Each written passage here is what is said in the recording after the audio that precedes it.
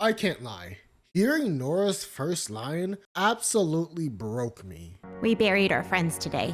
The RWBY Volume 9 Epilogue has fully released for free on the RT's site. And for now, this is kinda it for official content. We still have the rest of RWBY Beyond coming out, but at the time of this recording, no date has officially been announced. But let's go over the potential last episode of RWBY. And I'm sorry if I sound a bit off, but watching this kind of just got to me this morning. It opens with a beautiful monologue of Nora in the memorial for our fallen heroes. And just, my God, words cannot describe how painful it was hearing Nora saying how they needed to move on and her just breaking down in tears. Nora has become one of my most beloved characters, and this epilogue just really makes me cherish her. We see a bunch of familiar faces before we cut back to the ending of Volume 8, with the refugees being in vacuo during the dust storm, and Winter is of course going absolutely ham on these Grimm and just showcasing her powers. Cinder could never. I'm so happy that Winter is just this goddess, it's comforting.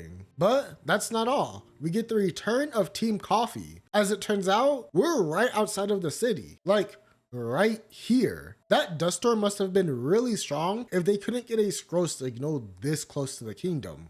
We continue getting Nora's perspective with the vacuums getting into it with the refugees from Atlas. And we get the return of Neon Cat. I really missed her. One of the vacuums makes a comment about how they don't want a kingdom of orphans, which is kind of ironic given how Vacuo is. And yeah, these people are rough, but Nora caught whiff of that comment. And if a girl with a hammer bigger than you pulls up with scars all over her body, you better back off. I would not take that fight. I'm just saying, she's probably gonna smash you and not in the way that you want her to. Neon takes a look at Nora's scars and remembers the damage that was done in Atlas. And Nora actually ends up leaving. Neon looks genuinely disappointed at how she made Nora feel, but I really love this moment.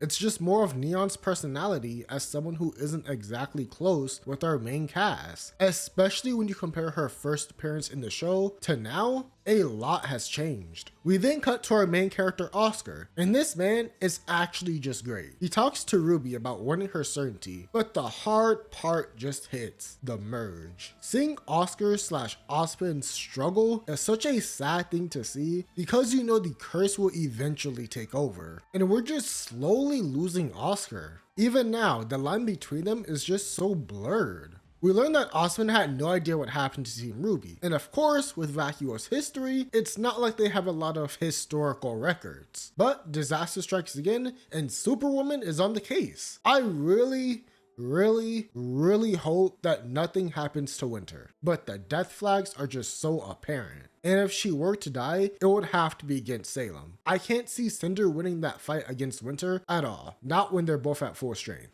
Oscar goes back to dying on a hill, and it's just so hard to watch. It's like watching your grandpa just fall over in pain, and there's nothing he can do about it. And I asked for this. I really wanted to see them merge, but I wasn't expecting it to be this painful, as they're both just trying to fight it off. After that, we cut to Ren, and Juniper really are becoming the MVPs. I never really cared all too much about Ren. Volume 8 gave him some points, but dang. Seeing this man lose some of his best friends, and now, bro can't even find somebody to get noodles with. It's sad. Nora has been taking time to herself as she said she would, and has been helping around. But Ren? He's just by himself. No John. Oscar is, well, you know, occupied.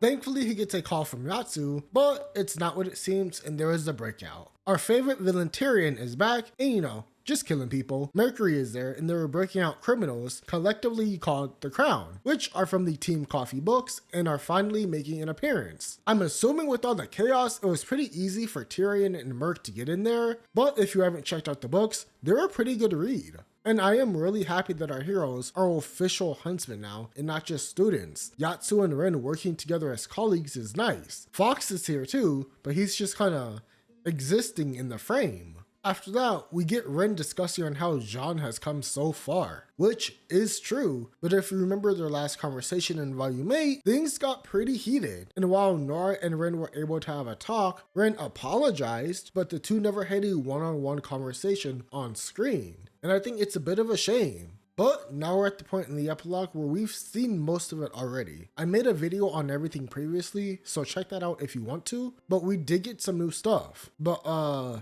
Team Meh? Meryl Elm Harriet? Boy, does that name tell you something. We also have Team EONR. I'm not even gonna try and pronounce that, and I don't think that's an actual team name. Then we have Crow, Robin, Fiona, Joanna, and May, which is 5. I know it's not a team, but we've always used the rule of 4s, and the Aesops have 3 now, so maybe it's just for the shot. Speaking of shot though, we got a bomb dropped on us. Port and Oobleck are back, though I missed seeing Oobleck. Port, eh.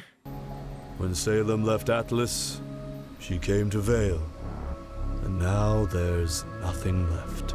What? And you know it's bad when Oobleck is sitting like this. But, like, well, I was not expecting that. I guess Salem stopped off at Vale to recover the Relic of Choice, possibly. She does have the Staff of Creation, which she might be able to use to find it, but wow, Salem took down Vale. Sure, it was in a weakened state, but people still lived there. I'm sure everyone that we know of made it out okay, but wow, they just kind of took care of that. It's not like Vale didn't have defenses either. I doubt she's gonna stay there, but hopefully we still get a battle inside of the God of Darkness realm. I don't know, that just kind of threw me for a loop. More on that in a future video, but to just drop a bomb like that, a huge event that we didn't get to see, it's actually crazy. I'm glad the world hasn't stopped because our main characters aren't there. That's a good thing, but we need a flashback to those events. And apparently Glinda went out to look for help? I don't know who she's trying to get. I'd assume, I don't know. We don't really know much about Glinda. We only know of Osmond's inner circle, and everyone else kinda met up in Vacuole, so who knows. We still get Winter's monologue and Crow being optimistic, which is still incredibly nice. The man burdened with bad luck now looking towards the brighter side of things. And seeing that mural again for Ruby, it's so incredible. And that's the epilogue. I did want to talk about this as a finale / opening because everything we saw was canon. It was just cut. This was originally supposed to be Volume 9's finale, but they moved it due to constraints, and now it's going to be Volume 10's premiere, if it ever gets,